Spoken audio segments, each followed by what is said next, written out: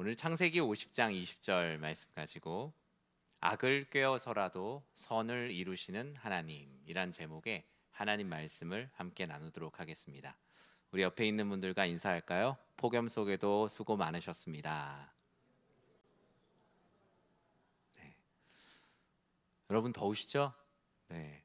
여기 보니까 넥타이를 맨 사람이 저랑 서령민 전도사님 두 명이네요. 깊이 한번 생각을 해보게 됩니다. 과연 무엇이 맞을까 생각을 해봅니다. 사실 설교하는 사람에게 넥타이는 설교를 하기에 도움이 되는 아이템은 아니거든요. 오히려 설교를 하기 훨씬 더 힘들죠. 그래서 교회가 앞으로 고민해봐야 되는 문제가 아닌가. 전 여러분들도 한번 고민해 보셨으면 좋겠다라는 생각을 한번 해봅니다. 왜냐하면 이게 한 30분 정도 더 즐겁게 할 수 있는 일을 한 15분만 돼도 벌써 피로해지기 때문이죠. 한번 여러분 기도해 보세요. 네. 여러분 삶이 힘들고 어려울 때 인생의 무슨 맛을 본다 그러죠? 쓴맛을 본다. 여러분 근데 그 쓴맛의 농도는 무엇으로 결정됩니까? 제가 생각할 때는 믿음만큼. 내가 믿는 도끼에 발등시키는 것도 믿음만큼 발등이 아프고요. 믿음만큼 인생도 씁니다. 기대하지 않거나 애초에 믿지 않았던 존재로부터 오는 쓴맛은 물론 1차적으로 씁니다. 그런데 곱씹다 보면 뭐 그냥 무덤덤해지고 심지어 계속 씹다 보면 단맛도 납니다. 그런데 기대하고 믿었던 존재로부터의 배신으로부터 오는 쓴맛은 곱씹으면 곱씹을수록 어때요? 집에 가서 생각해 보면 생각해 볼수록 더 쓰고 심지어 더 아프기까지 합니다. 그것이 바로 배신의 아픔입니다. 가장 신뢰했던 사람에게 당했을 때 말도 눈물도 나오지 않죠. 가장 신뢰한 사람이 나의 뒷말을 하고 다닌다는 걸 알았을 때 여러분 뒤통수가 정말 얼얼하지 않습니까? 나의 잘됨을 축하해 줄 줄 아는 사람인 줄 알았는데 질투하거나 깎아내린다는 사실을 알게 되었을 때도 그 순간 찾아오는 아픔은 우리의 가슴을 칼로 에이는 것처럼 참 많이 아픕니다. 로마의 황제 줄리우스 시저가 암살을 당할 때 그가 가장 신뢰했던 양아들 브루투스가 암살에 가담한 것을 보고 뭐라 그랬죠? 죽을 때 되게 유명한 말이잖아요. 브루투스 너 맞아. 예. 저도 어릴 때 먼 나라 이웃 나라를 보면서 그 장면을 이렇게 만화로 보았던 때가 기억이 납니다. 배신의 역사적인 대명사로 남겨져 있는, 사실 그 내용을 다 풀어보면 꼭 그런 내용은 아닌데 그냥 거기 브루투스 너마저라는 말로 배신의 대명사로 찍혀 있습니다.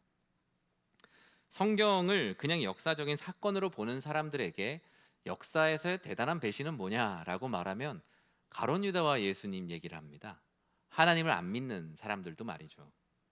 예수님을 향한 가룟 유다의 배신, 배신할 대상을 로마 군인들에게 알려주기 위해서 예수님에게 내가 입맞추는 사람을 내가 이제 잡으면 된다라고 군인들에게 알려줬었죠.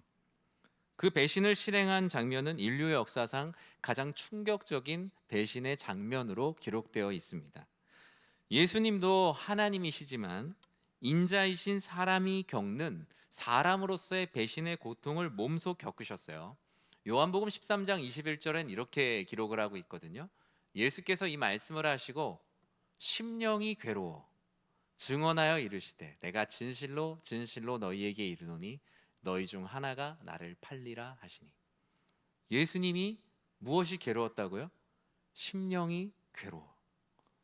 하나님은 괴로움을 모르시는 분이신데 예수님은 사람으로서의 모든 것도 똑같이 감내하셨다고 말씀하셨죠. 인자로서 사람의 배신 앞에 그 심령이 괴로웠다라고 말씀합니다. 성경 안에 다윗도 자신의 사랑했던 신복인 아이도벨로부터 배신을 당하고 시편 41편 9절에 그의 마음을 이렇게 표현했어요.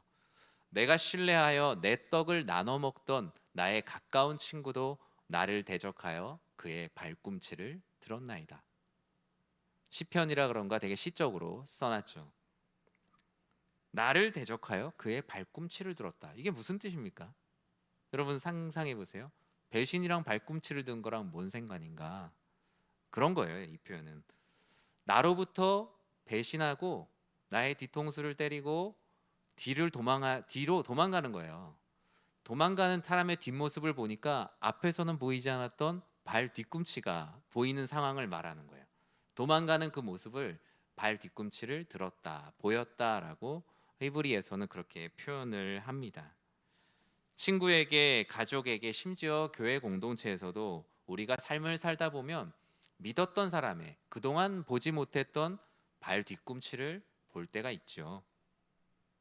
누구나 배신과 모함, 뒷말의 아픔을 당한 기억 하나쯤은 다들 가슴에 품고 살아가실 것입니다. 그렇다면 과연 이 배신과 모함의 아픔을 하나님께서는 그냥 아픔으로 끝나는 게 낫다고 하실까? 아니면 그 아픔 당한 상태로 그냥 주저앉아 있는 것을 원하실까? 오늘 본문 우리가 읽은 창세기 50장 20절에 요셉의 고백을 통해서 우리는 어떻게 배신의 고백을 끊어내고 뚫어내고 영적인 삶을 살아갈 수 있을까? 우리 오늘 창세기 50장, 창세기의 마지막 말씀을 통해 함께 나눠보도록 하겠습니다. 하나님께서 이 모든 것을 이루시기 위한 모습은 바로 선을 이루시는 하나님이시죠. 그 선을 이루시는 하나님, 그 하나님은 배신은 사람을 무너뜨리나 하나님은 무너지지 않는다라는 것을 기억할 때 우리는 배신의 아픔에 매몰되지 않고 우리의 삶을 다시 시작할 수 있습니다. 배신감의 아픔은 분명 사람을 무너뜨리고도 남아요. 그 관계도 무너지고 그 사람과 나를 이어주었던 혈육의 다리도 무너지고 친구의 다리도 무너지고 우정을 비롯한 수많은 심지어 믿음의 관계까지도 끊어버리는 것이 바로 배신감의 고통입니다. 배신은 멀쩡한 사람도 정신을 잃고 쓰러지게 만드는 아픔이 그 안에 있거든요. 심지어 한 번 참아냈다 하더라도 아까 말씀드린 대로 곱씹어 보면 곱씹어 볼수록 마음을 아프게 하고 나중엔 그 우리의 신앙생활이 되게 무기력해져요. 내가 교회에서 배신감을 느꼈으면 교회에서 신앙생활하는 게 되게 무기력해지고, 가족들 간의 그런 배신감을 느꼈다면 가족들 간의 관계에서 되게 무기력함을 느껴요. 친구들과 사람들 사이에서 그런 일을 한번 겪게 되면 사람 다 만나기 싫어. 그러면서 점점 고립되는 나 자신을 발견하게 돼요. 오늘 본문에 이 요셉은 큰 배신을 당하고 영육간에 무기력하게 만드는 독약과 같은 수많은 시간을 보냈습니다. 요셉의 인생은 어쩌면 배신과 그 고통으로 인한 것이 얼마나 많이 반복됐는지, 그가 왜 형통한 자라고 어떻게 말할 수 있을까? 과정만 본다면 정말 우린 그렇게 부를 수가 없을 것 같아요. 여러분, 요셉이 당한 첫 번째 배신을 여러분 기억하시나요? 요셉이 언제 인생의 쓴맛을 한번 봤습니까? 믿었던 형제들로부터의 배신 아니겠어요? 요셉을 향한 질투와 미움은, 요셉의 형제들은 요셉을 진짜로 구덩이에 던져버리는 일을 실행합니다. 사실 누군가를 마음에 미워할 수는 있지만 그 미워한 대로 실행하는 건 또 다른 거잖아요. 누군가의 걸 탐하지만 실제로 그걸 훔치는 것까지 가는 데는 또 많은 시간이 흐르는데, 그의 형제들은 그것을 해냈어요. 하나님의 뜻에 무지한 형제들은 요셉을 구덩이에 던졌습니다. 배신하면서도 나름대로의 윤리와 도덕, 그건 조금 챙기고 싶었던 거예요. 차마 죽이지는 못하고 어떻게 하죠? 노예상에게 팔아버립니다. 당시에 노예상에게 누군가의 목숨을 팔아버린다는 건 가축을 팔아넘기는 것보다 훨씬 더 비참한 일이에요. 이 사람 어떻게 될지 알지 못합니다. 심지어 그보다 더 잔인한 건 뭡니까? 아버지 야곱에게 요셉이 어떻게 됐다고 말하죠?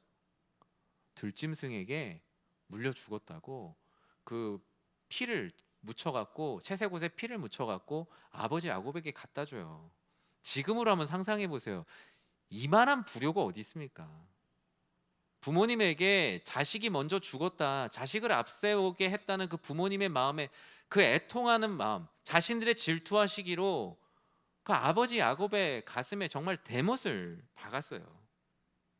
그들을 낳아준 아버지 가슴에 요셉을 묻게 만드는, 불효라고 말하기에는 그렇게 쉽게 말할 수 없는 최악의 악을 전해주었어요.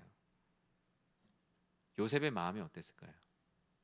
요셉은 한 인간으로서는 진짜 재기를 할 수가 없어요. 그냥 완전 무너지는 거죠. 어떻게 이 이때 나이, 요셉의 나이가 청소년이란 말이에요.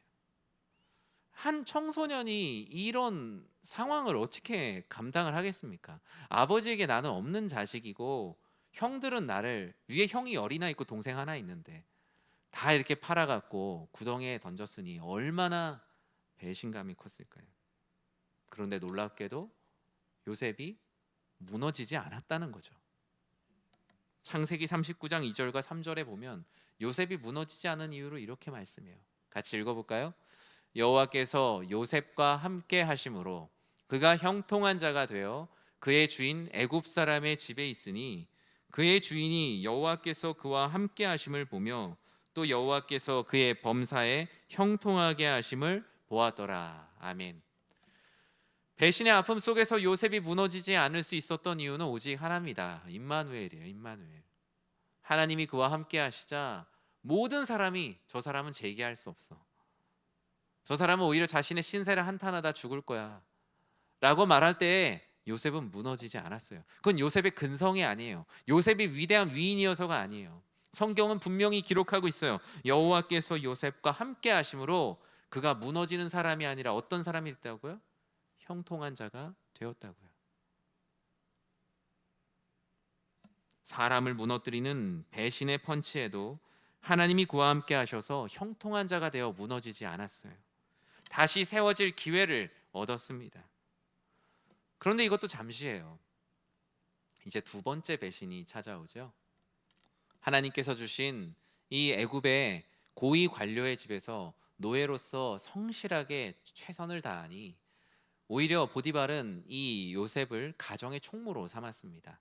쉽게 얘기하면 가정의 모든 일을 도맡아 하는 노예이긴 하지만 사실상은 노예가 아닌 자유민보다 더 높은 자리에 하나님은 보디발을 통해서 그를 세웠어요.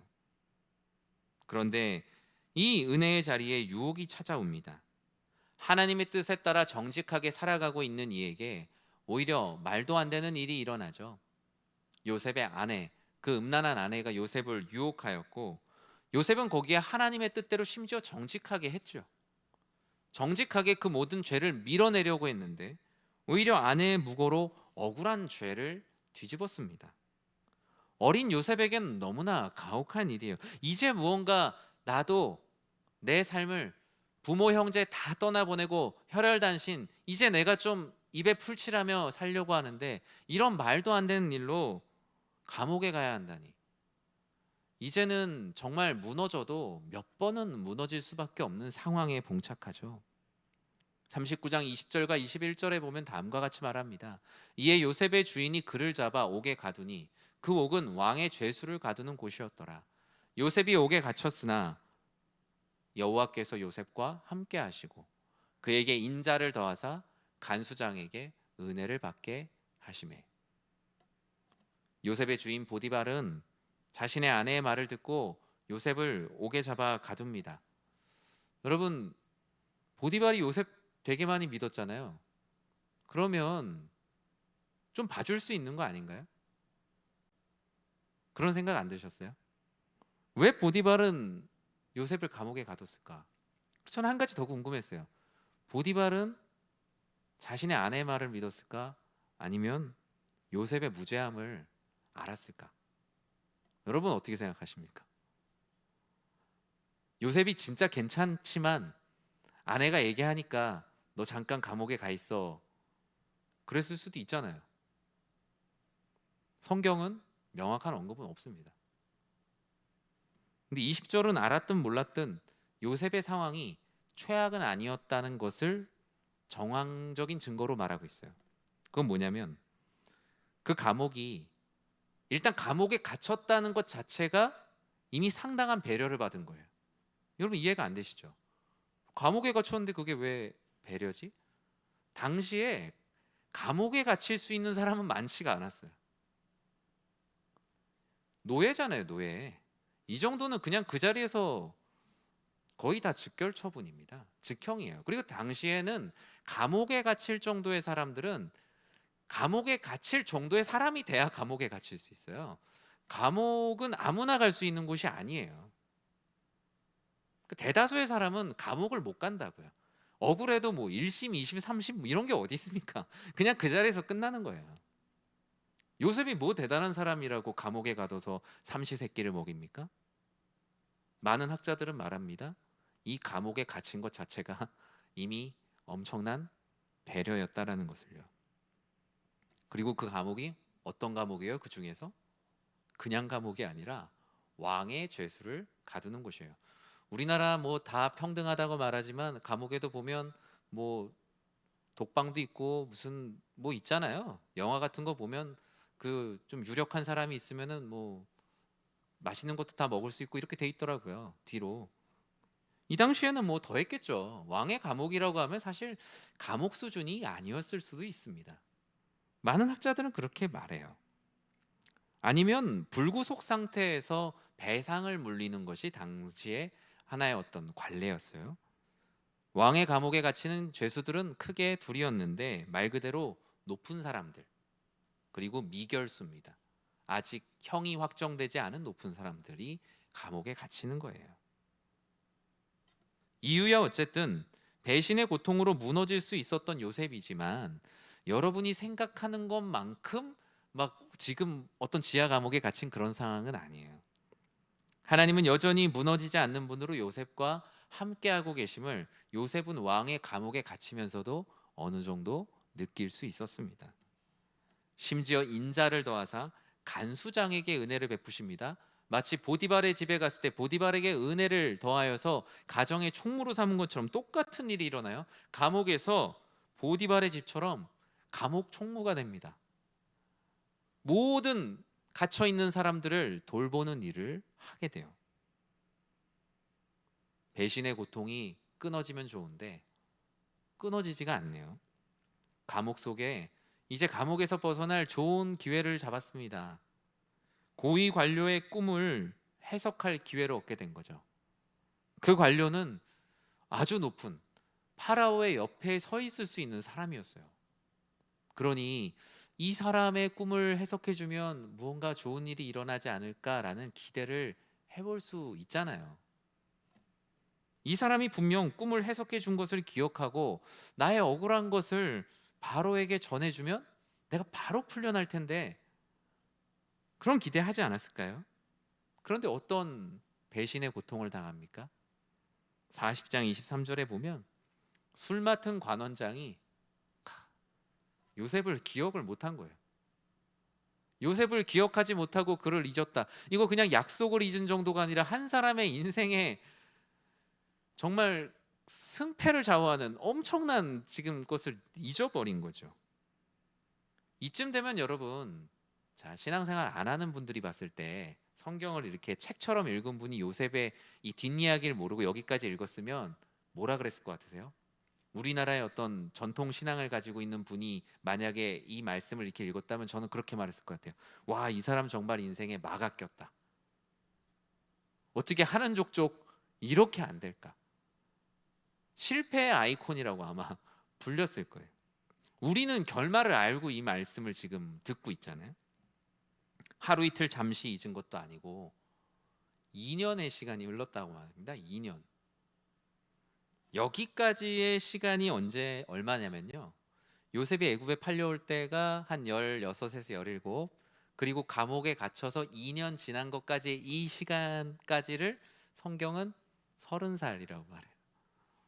그러니까 지금 13년 동안 청소년기에서 청년기를 지내면서 인생의 뭐 쓴맛 정도가 아니라 이거는 뭐 이렇게 살았다라고 얘기하면 믿어주지 않을 만큼의 배신의 고통 가운데 요셉은 인생의 절반을 보냈습니다.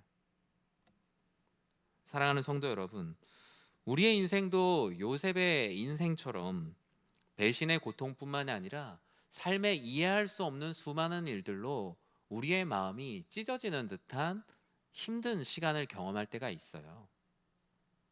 멀쩡히 다니던 직장을 갑자기 나와야 될 때도 있고, 나의 최고의 자랑이었던 자녀가 오히려 숨기고 싶은 자녀가 되고 싶을 때도 있어요. 누군가에게 자랑하고 싶은 자녀가 오히려 부모로서 그러지 말아야 되는데 숨기고 싶은 수치스러운 자녀가 될 때도 있어요. 나를 낳아주신 부모님을 사랑해야 되는데 오히려 사람들에게 보여주고 싶지 않은 부모님의 모습이 될 때도 있습니다. 배신의 고통으로, 인생의 고통으로 아우성치듯 구덩이에 있을 때가 있으며, 때로는 감옥 속에서 이거 언제 도대체 풀려나는 것인가 마냥 기다려야 되는 때도 있습니다. 그런데 하나님은 이런 모든 배신의 고통을 꿰고 꿰어서 하나님께서는 끊임없이 지금 요셉을 인도하고 계세요. 지금 일어나는 수많은 일들은 이 형제들의 악, 그리고 요셉의 아내의 악, 그리고 요셉의 그 형편을 기억하지 못하는 수많은 악과 우연들을 하나님은 하나님의 섭리라는 그 말도 안 되는 엄청난 강력한 실과 바늘의 힘으로 꿰어가고 계세요.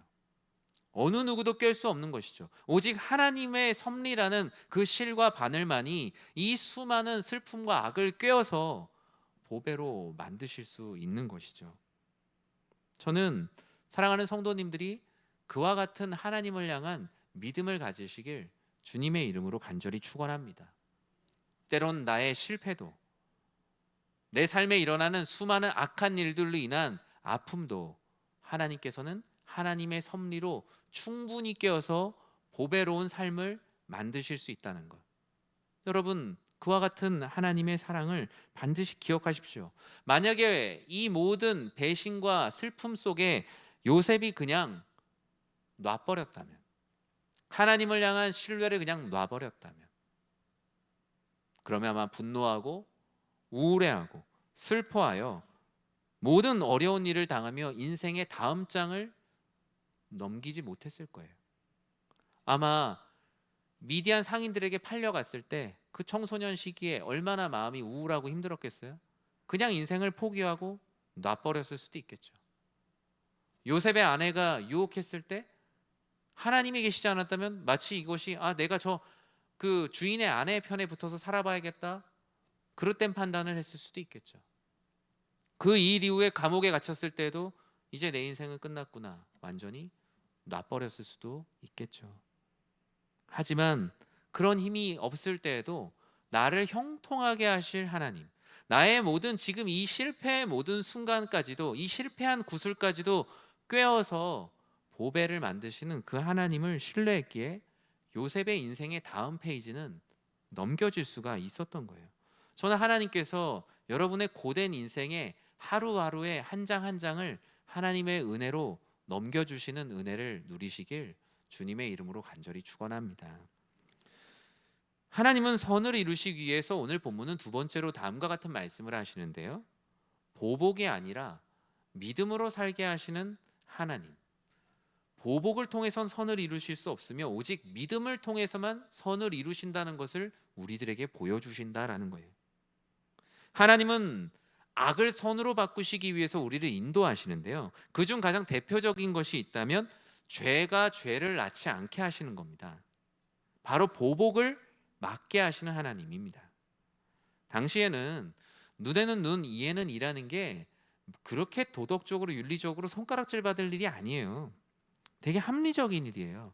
이쪽에서 고맙습니다 하면 이쪽에서 고맙습니다 하는 것처럼 한 대 맞았으면 한 대 때리는 게 저 사람 진짜 한 대 맞았다고 진짜 한 대 때리네, 이런 말을 듣는 세상이 아니에요. 동해보복법, 같은 해로 보복한다라는 것은 그 시대의 가장 합리적이고 아주 상식적인 방법이었어요. 배신의 아픔을 당했던 요셉이 오늘 본문 이제 50장에 왔을 때 앞서 우리가 읽었던 창세기 39장의 요셉과는 어떤 모습이었죠? 완전히 다른 모습이 되어 있죠. 요셉은 어느덧 이 파라오의 바로 뒤를 잇는 그 지역의, 그 나라의, 그 대국의 두 번째 권력을 가진 사람이 됐습니다. 마음 가운데 어떤 마음이 들었을까요? 보복하고자 하는 마음이 있다면 얼마든지 실행할 수 있는 힘이 생겼습니다. 동해 보복법과 같이 당한 대로 그대로 돌려줘도 어느 누구도 손가락질 하지 않을 수 있어요. 대국 이집트의 총리가 된 요셉은 당장 고향으로 사람을 보내어 형제들을 잡아와 혼낼 수 있었습니다. 내 인생을 처음부터 이렇게 꼬이게 만든 그 형제들에게 책임을 물을 수 있었습니다. 자신의 사랑하는 아버지에게 죽은 아들로 평생을 살아갈 수밖에 없었던 그 인생을 충분히 토로할 수 있었어요. 요셉의 형제들이 벌벌 떨었죠. 50장 15절에 보면 뭐라고 말합니까? 요셉의 형제들이 그들의 아버지가 죽었음을 보고 말하되 요셉이 혹시 우리를 미워하여 우리가 그에게 행한 모든 악을 다 갚지나 아니할까 하고. 성경 15절은 그냥 쓰여져 있지만 아마 형제들은 거의 나는 죽은 목숨이라고 생각했을 거예요. 사실상 요셉을 죽인 것과 다름없었잖아요. 구덩이에 던지고 노예로 팔아버리고, 같은 민족 안에서 배제했어요. 같은 아버지의 아들로서 배제했어요. 아버지의 마음에서 죽은 아들로 살아가겠는데 어떻게 이걸 용서할 수가 있겠습니까? 요셉의 형제들이 생각한 건 최악의 시나리오가 아니라 너무나 당연히 그런 일이 일어날 수 있다라고 생각한 서술이었어요. 사랑하는 아버지 야곱도 죽었어요. 그러나 요셉은 다음과 같이 말합니다. 19절에 요셉은 아주 놀라운 말을 해요. 같이 읽어볼까요? 요셉이 그들에게 이르되 두려워하지 마소서, 내가 하나님을 대신하리이까. 요셉에게 있어서 보복이라는 것은 자신이 하는 일이 아니에요. 하나님은 나를 통해서 누군가를 해하고 죽이는 것을 원하지 않으신다라는 하나님의 뜻을 신뢰했어요. 그래서 누군가에게 받은 대로 갚아줘야 될 이유가 없어요. 오히려 내가 하나님이 나에게 그렇게 말씀하신 것도 없는데 내가 이런 피해를 입었기 때문에 내가 그 사람에게 갚는다는 건 내가 하나님을 대신하는, 하나님을 경외하지 않는 모습이라는 걸 알았던 거예요. 얼마나 대단합니까? 요셉은 복수의 3박자를 다 가지고 있었어요. 복수의 3박자가 뭐죠? 3요소, 힘, 기회, 명분 다 가지고 있어요. 복수할 수 있는 힘도 있어요. 복수할 수 있는 기회도 찾아왔어요. 복수할 수 있는 명분이 있어 없어요? 이건 누가 봐도 명분이 있어요. 그런데 이 3박자를 다 갖췄는데 요셉에게는 복수의 3박자보다 더 중요한 건 하나님이었어요. 하나님께서 그걸 원하지 않으신다는 거예요. 다윗도 이전에 사울 왕을 죽이지 않았던 이유가 뭐였습니까? 하나님께서 기름 부어 세우신 그 하나님의 종을 내가 어찌 해할 수 있습니까? 라며 뭘 했죠? 창과 물병만 가지고 왔어요. 예수님도 자신을 괴롭히고 괴롭히는, 심지어 자신을 죽이려고 했던 유다를 향해 마지막까지 나의 친구요 라고 불렀습니다. 요셉에게 보복이란 하나님을 대신하는 일과 같았어요. 하나님이 만약 이 일을 주관하지 않으셨더라면 그 악 또한 하나님께서 사용하셨다는 것을 요셉은 어느 순간 하나님의 섭리를 믿었어요. 그의 삶에 일어난 그 배신과 고통, 그 모든 악도 꿰어서 보배로 만들고 계시는 그 하나님의 섭리를 믿는 믿음이 있었다는 거예요. 그 믿음이 그를 보복하는 죄로부터 그를 보호해 주었어요. 선을 이루시는 하나님의 섭리에 자신도 탈 수 있게 됐어요. 성경에 그렇게 하지 못한 이들이 얼마나 많습니까? 하나님께서 이렇게 하라고 기다리라고 했는데 자신의 감정대로 하나님의 섭리를 기다리지 못하고 그 하나님의 섭리의 흐름을 깨뜨렸던 얼마나 많은 영혼들이 있었습니까? 자신의 감정대로 행하여서 그르치는 일이 얼마나 많이 있었습니까? 사랑하는 성도 여러분, 우리는 받은 대로 갚는 보복의 삶을 살지 않습니다. 하나님께서 허락하신 믿음의 삶을 삽니다. 악을 꿰어서라도 보배와 같은 선을 이루실 하나님을 믿는 삶까지를 우리들에게 허락하셨다라는 거예요. 나를 괴롭히는 사람을 통해서도 이루시는 하나님의 선을 믿는 마음. 여러분, 우리가 어떻게 그걸 만들 수 있습니까? 못 만들어요. 그래서 믿음은 선물인 거예요. 우리 안에서 득도해서 깨닫게 된 것이 믿음이 아니라, 너희가 안에서 만들어낸 것이 아니라 내가 너에게 준 선물이라고. 요셉은 그 선물을 받았기에 자신의 인생에서 일어난 수많은 배신의 고통과 고난의 고통을 해석할 수 있었어요. 우리의 인생을 해석할 수 있는 건 나의 지혜가 아니라 하나님의 섭리, 그 섭리를 믿는 믿음으로 우리의 인생의 고난과 슬픔과 아픔이 해석되어지는 거예요. 배신 앞에서 고통을 당할 때에도 선을 이루실 하나님의 뜻을 믿는 마음. 그렇다고 그러면 하나님이 악을 악이라고 말하지 않은 것은 결코 아니에요. 우리가 읽은 50장 20절을 다시 한번 읽어볼까요? 함께 읽겠습니다. 당신들은 나를 해하려 하였으나 하나님은 그것을 선으로 바꾸사 오늘과 같이 많은 백성의 생명을 구원하게 하시려 하셨나니. 아멘. 요셉은 분명히 말했어요. 형님들은 나를 분명히 해하려고 했습니다. 이건 팩트입니다. 그럼에도 불구하고 하나님께서는 우리 형님들의 악을 선으로 바꾸셨습니다. 그리고 그 악을 선으로 바꾸셔서 많은 백성들을 구원하셨습니다. 제가 그 하나님의 일에 어찌 반기를 들 수 있겠습니까? 성경은 정말 어렵지만 정말 어렵지만 이것을 믿음이라고 말합니다. 이것이 바로 하나님 안에서 우리가 평생을 가져야 될 것이라고 말합니다.